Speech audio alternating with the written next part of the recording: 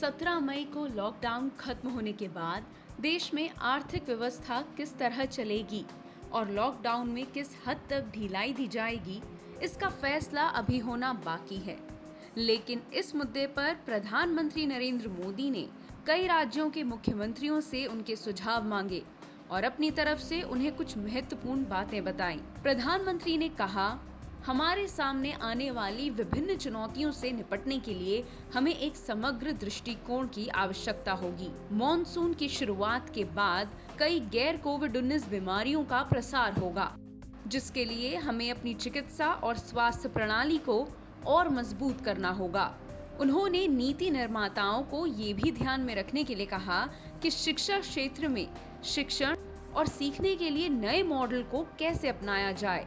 पर्यटन की चर्चा करते हुए प्रधानमंत्री ने कहा कि उन्होंने घरेलू पर्यटन के लिए क्षमता देखी है, लेकिन हमें अभी इसके बारे में सोचने की जरूरत है। उन्होंने कहा कि पहले चरण के लॉकडाउन में आवश्यक उपायों की दूसरे चरण के लॉकडाउन में जरूरत नहीं थी और इसी तरह से तीसरे चरण में जरूरी उपायों की चौथे चरण में जरूरत नहीं है। यानी चौथे चरण में कई बदलाव देखे जाएंगे। दिल्ली से 15 क्षेत्रों के लिए शुरू हुई ट्रेन सेवाओं का उल्लेख करते हुए प्रधानमंत्री ने कहा, आर्थिक गतिविधि को संशोधित करने के लिए यह आवश्यक कदम उठाया गया, लेकिन ट्रेनों को सभी मार्गों पर फिर से शुरू नहीं किया जाएगा। प्रधानमंत्री ने कहा कि केवल सीमित संख्या में ही ट्रेनें चलेंगी। इन सबके बीच प्रधानमंत्री ने अपने आशावादी होने की बात कही और इस बात की खुशी जताई कि एक भी राज्य ने निराशा नहीं जताई।